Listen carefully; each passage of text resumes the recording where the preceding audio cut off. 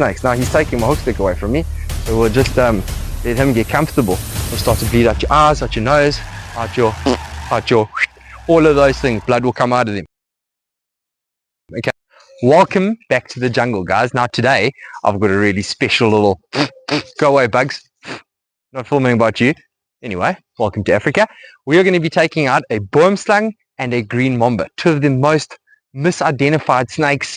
So many myths around them, so let's get them out. Let's learn a little bit more about these snakes and let's see how pretty they are. Okay, so first one up is the beautiful, the amazing, the Boomslang. Okay, now for all of you guys who speak different languages, there is no other name for Boomslang. That's all you got, so learn how to pronounce it. But however you pronounce it, as long as you know what he looks like, it doesn't matter. Okay, so of course the Boomslang is a rear-fanged colubrid, so different to the green mamba with his fang position. They are in the back of his mouth rather than the front of his mouth. And like I explained in a video the other day, they've got a groove on their fang, not like the hypodermic needle style that we're used to seeing. Now these snakes are made to live in the trees. That is all that they are great at. Okay, so they are really good at climbing. You can see them coming up the hook here. We'll just switch hands with them, and nice and calm. So these snakes are always going to be very, very, very docile, like you're seeing with this one here.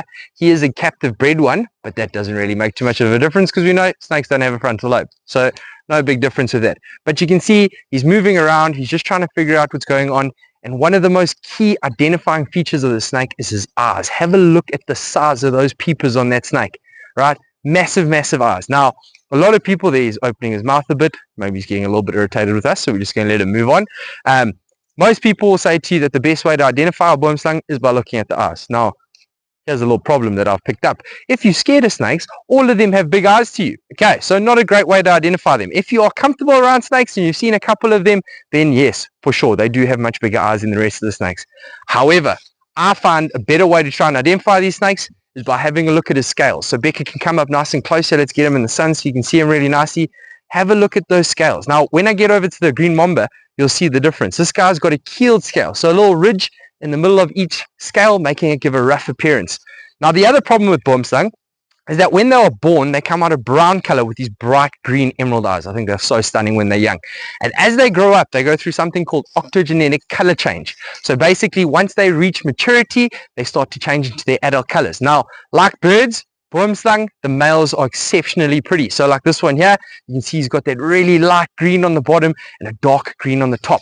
Now the females will be a gray-brown color depending on which area that you're in, but the scales stay the same.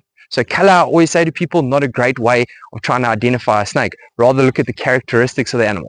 Okay, now let's talk about the exciting bits. What would happen to me if this snake would bite me? Okay, so Boomslang is the most venomous snake in all of Africa. What do I mean by the most venomous snake? I mean he requires the least amount of venom to kill you. So whereas a mamba, say, would need 1 item of venom, this would only need like 0.2. That's not the exact figures, but I'm just giving you an idea of what I mean when I say the most venomous. Okay. Luckily for us, these snakes hardly bite anyone. Less than 1% of snake bite is down to the Boomslang over here, okay? And that 1%, mostly people like me who work with them and have to play with them every single day, well, not play, work, when you're trying to get them behind the head because of where that fang sits. Sometimes it's easy to make a mistake if you're not used to it. And there are hardly any bites of people who are just walking through the bush.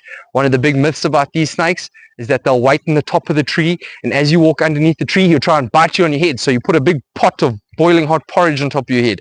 Well, you can't keep that porridge hot for long, and also nonsense. These snakes aren't coming down from trees to try and bite you. All they want to do is feed on birds, feed on chameleons, things like that. With their great eyesight, they see you and they move away.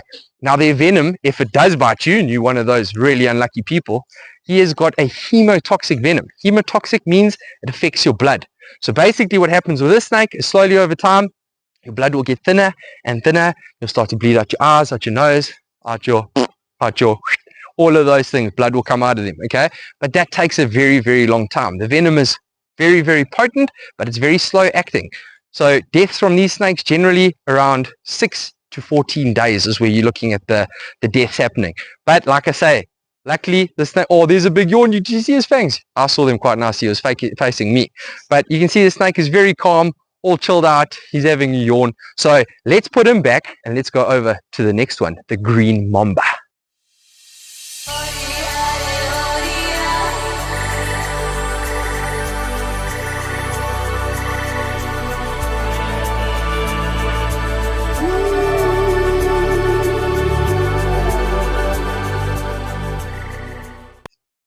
Okay guys, so the green mamba. Now, the first thing that you'll be noticing that's different is have a look at his head shape. Completely different head shape. Now, what a lot of people like to say is that they've got a coffin-shaped head. I hate that saying because that just adds to the whole fear thing. It is quite a long misshapen rectangle, which could be confused as a coffin shape, I suppose, but I don't think that's a great way. But the best thing, if you have a look at his scales, okay, I'm going to come in close here for Becca, you can see there's none of that ridge in the middle. So he's got a very smooth, velvety appearance almost, whereas the boomslang doesn't have that. He's got a rough appearance. Now, our other non-venomous green snakes, they'll also have a smooth appearance, just like the green mamba over here. But what we're looking at with identifying them is the thickness. Our non-venomous green snakes, when they're already an adult over a meter long, they'll be about pinky finger thickness. When these snakes come out of the egg, they're already pinky finger thickness. That's quite a tongue twister to say.